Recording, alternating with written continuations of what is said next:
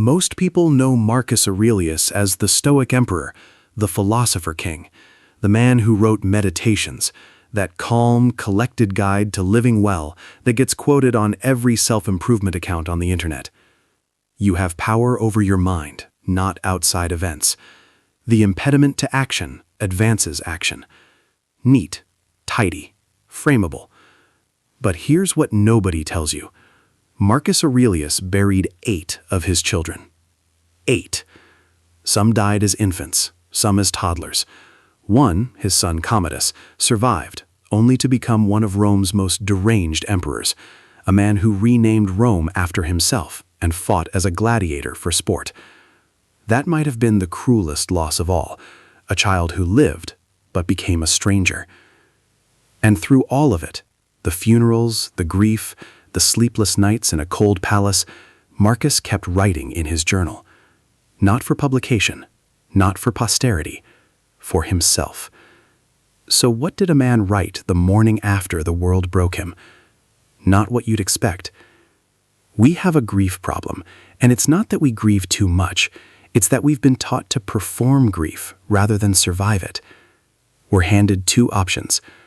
Option 1, fall apart completely. Become the tragedy. Let the loss define every room you walk into. Option 2, stay strong. Bounce back. Post a sunset with a quote about how pain makes you stronger.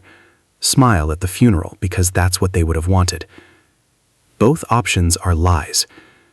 And Marcus Aurelius, a man who had every resource in the world, who commanded the greatest empire on earth, who had read every philosopher alive, found neither of those options honest enough to write down. Here's what he actually wrote. In Meditations, Book 5, he confronts something most of us don't have the courage to say out loud. Loss is nothing else but change, and change is nature's delight. Sounds peaceful, right? Almost too peaceful. But read the surrounding passages. Read them knowing he wrote this while actively watching children die, while managing a plague that killed 5 million people, while fighting wars on 2 fronts, while his wife may have been unfaithful, while his body was deteriorating from what historians believe was an ulcer. Suddenly that line doesn't sound like a man at peace. It sounds like a man fighting for peace, clawing for it, writing it down not because he felt it, but because he desperately needed to believe it. That's the part nobody quotes. Because the motivational industry needs you to believe that wise people don't struggle, that if you just read the right books and think the right thoughts, the grief gets clean and manageable and Instagram-worthy. Marcus knew better. In Book 9, he writes something far darker, something that rarely makes it onto posters. Soon you will have forgotten everything. Soon everything will have forgotten you. This is not comfort.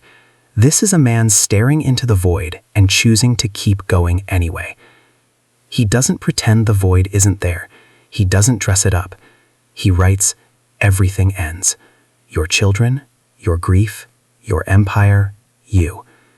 And then, and this is the part that matters, he gets up the next morning and does his work.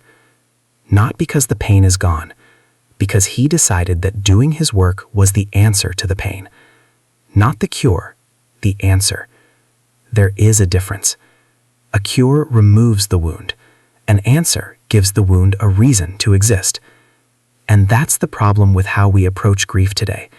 We keep looking for cures, for the 5 stages to complete, the closure to arrive, the morning we finally wake up and it doesn't hurt. Marcus never found that morning. Not once in his journals does he suggest the pain fully left. What he found instead was a way to carry it that didn't crush him. But how?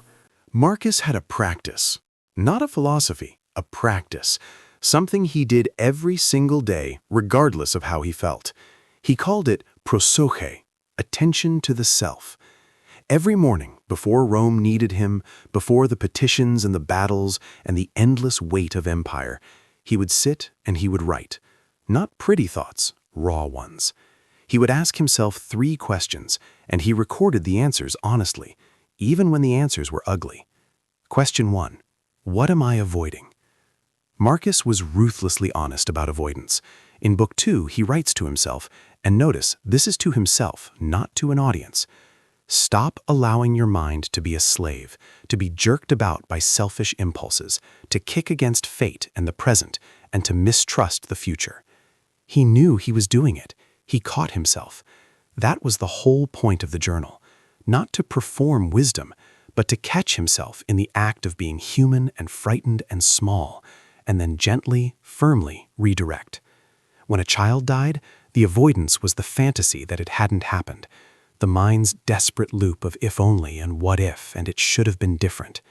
He wrote to interrupt that loop, not to end the grief, to keep it from becoming paralysis. Question 2. What is actually in my control right now? This is the core of Stoicism, and people quote it constantly, but they miss how brutal it is in practice. When your child dies, almost nothing is in your control. You cannot bring them back. You cannot rewind. You cannot bargain with the universe into a better outcome. What Marcus kept returning to, over and over in meditations, is the only thing that ever was in his control. His next action, his next word, his next decision. Not his feelings. He never claimed to control his feelings. He felt grief. He writes about the weight of loss plainly. What he controlled was what he did with the next hour. In Book 6, the first rule is to keep an untroubled spirit. The second is to look things in the face and know them for what they are. 2 things: composure, honesty. Not happiness, not resolution. Just don't let the grief lie to you about what is still real and still possible. Question 3. Who needs me today? This is the one that saved him. Not philosophy, people.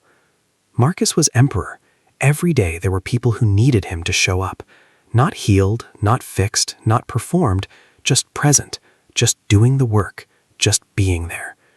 And he found, as anyone who has survived terrible loss eventually finds, that being needed is not a burden on grief. It is the only reliable antidote to the particular madness of grief, which is the belief that nothing matters anymore. When someone needs you, something matters. It's small, it's immediate, but it's real. He writes in Book 8, receive without pride, relinquish without struggle. Receive what arrives, including loss. Relinquish what leaves, including the people you love. And in the space between those 2 things, keep showing up. That's the solution Marcus found. Not a cure, a practice. Sit with it, write it down, ask what's real, ask what's possible. Find one person who needs you and go be useful to them. Do this tomorrow and the day after, not until it stops hurting. Just do this. Here's what I want you to take from this. Marcus Aurelius was not a superhuman. He was not a man who transcended pain. He was a man who felt everything, deeply, privately, honestly, and developed a practice rigorous enough to keep him functional through the unsurvivable. And his journals survived 2,000 years not because they're inspiring, because they're true. When you read Meditations and feel like it's talking directly to you, like this ancient emperor somehow knew exactly what your particular darkness feels like, that's why. Because he didn't dress it up. He wrote from inside the experience, not above it. So here's what I'm asking you to do. Start a journal. Not a gratitude journal, not a highlight reel, a real one. Write down what you're avoiding. Write down what you can't control, and admit on paper that you can't control it.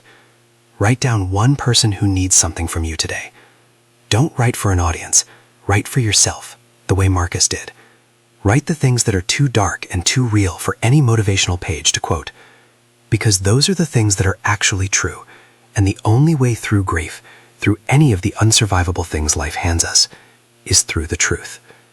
Marcus buried 8 children, and every morning he opened his journal and wrote his way back to the world. Not because it fixed anything, because it was the only honest thing he knew how to do.